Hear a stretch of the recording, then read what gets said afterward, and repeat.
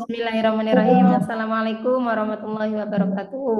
Waalaikumsalam warahmatullahi wabarakatuh.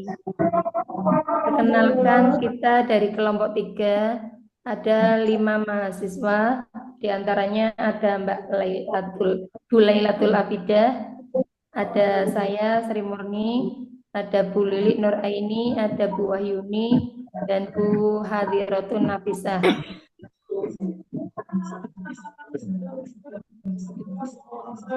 Di sini akan menerangkan regulasi pendidikan inklusi pada satuan PAUD. Permendiknas nomor 70 tahun 2009. Apa itu pendidikan inklusi? Definisi dari pendidikan inklusi adalah sistem pendidikan yang memberikan kesempatan kepada semua peserta didik yang memiliki kelainan dan potensi kecerdasan untuk mengikuti pendidikan bersama-sama dalam satu lingkungan. Tujuan utama dari pendidikan inklusi adalah memberikan akses pendidikan yang setara bagi anak berkebutuhan khusus di PAUD, menciptakan lingkungan belajar yang inklusif dan ramah untuk semua anak. Landasan hukum di sini Permendiknas nomor 70 tahun 2009. Peraturan Menteri Pendidikan Nasional tentang pendidikan inklusi bagi peserta didik yang memiliki kelainan dan memiliki potensi kecerdasan. Dasar kebijakan menjamin hak setiap anak untuk mendapatkan pendidikan berkualitas tanpa diskriminasi sesuai dengan kebutuhan individual mereka. Poin penting peraturan. Yang pertama, penerimaan peserta didik. Setiap lembaga PAUD wajib menerima minimal 1 anak berkebutuhan khusus dalam setiap rombongan belajar. 2.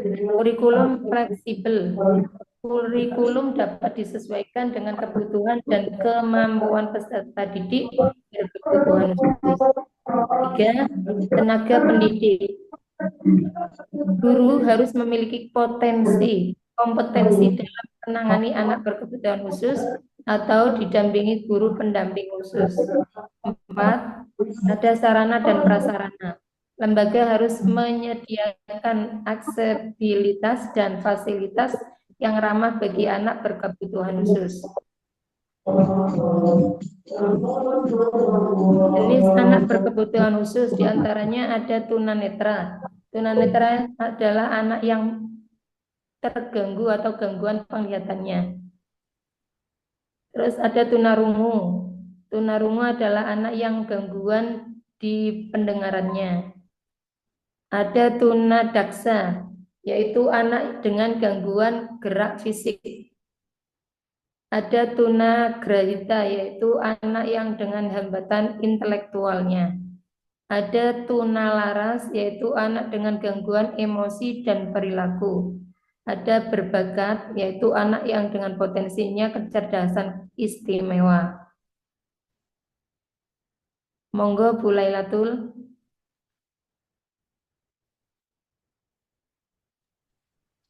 Kelebihan regulasi. Yang pertama ada jaminan akses pendidikan yang memberikan kapasitas hukum bagi anak berkebutuhan khusus untuk mendapatkan pendidikan di PAUD reguler. Mendorong inklusi sosial, yaitu membangun kesadaran dan penerimaan masyarakat terhadap keberagaman sejak usia dini. Ada pengembangan holistik, yaitu anak berkebutuhan khusus dapat berkembang secara sosial, emosional, dan akademis bersama teman sebaya. Ada juga standar layanan, yaitu yang memberikan panduan jelas tentang kurikulum, tenaga pendidik, dan sarana prasarana yang dibutuhkan.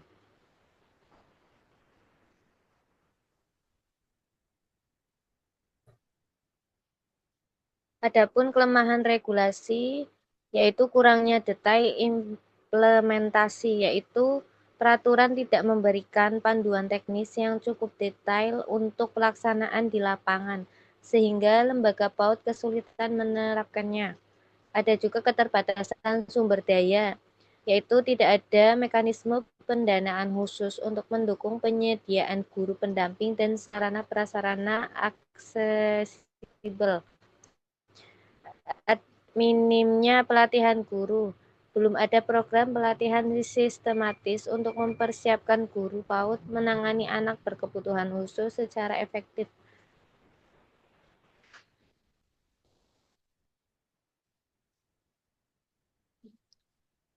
Tantangan implementasi, yaitu kesenjangan teori dan praktik meliputi banyak lembaga PAUD, belum siap secara infrastruktur dan kompetensi, dan kurangnya pemahaman orang tua tentang pendidikan inklusi. Stigma sosial terhadap anak berkebutuhan khusus masih tinggi, dan rasio guru dan siswa tidak ideal untuk pembelajaran inklusi. Catatan pentingnya, keberhasilan pendidikan inklusi membutuhkan komitmen semua pihak, pemerintah, lembaga guru, dan masyarakat.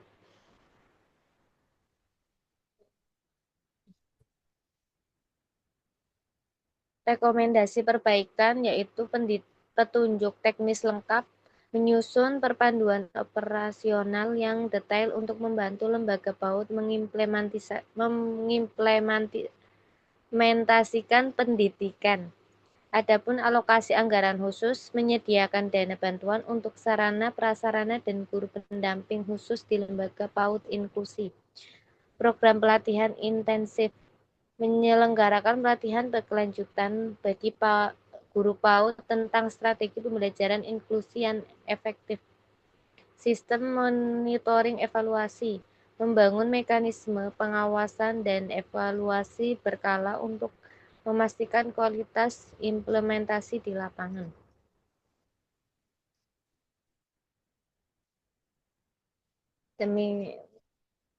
Monggo yang lain.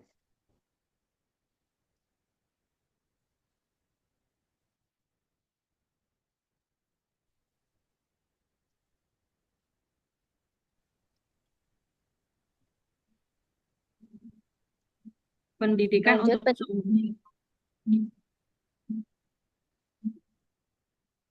Lanjut, Pak Bu. Pendidikan untuk semua anak, Permendiknas nomor 70/2009 adalah langkah penting menuju pendidikan yang inklusif dan berkeadilan, meski memiliki kelemahan dalam implementasi. Regulasi ini membuka jalan bagi anak berkebutuhan khusus untuk berkembang bersama teman sebayanya sejak usia dini. Setiap anak berhak mendapatkan pendidikan berkualitas tanpa terkecuali. Lanjut, Bu. Udah selesai, Bu. Oh. Terakhir, terima kasih. Kurang nih, kurang satu slide. Sekian presentasi dari kelompok 3. Apabila ada pertanyaan, monggo. Kalau tidak ada, ya saya tutup Zoom ini ya. Terima kasih. Assalamualaikum warahmatullahi wabarakatuh. Waalaikumsalam warahmatullahi wabarakatuh. Wabarakatuh.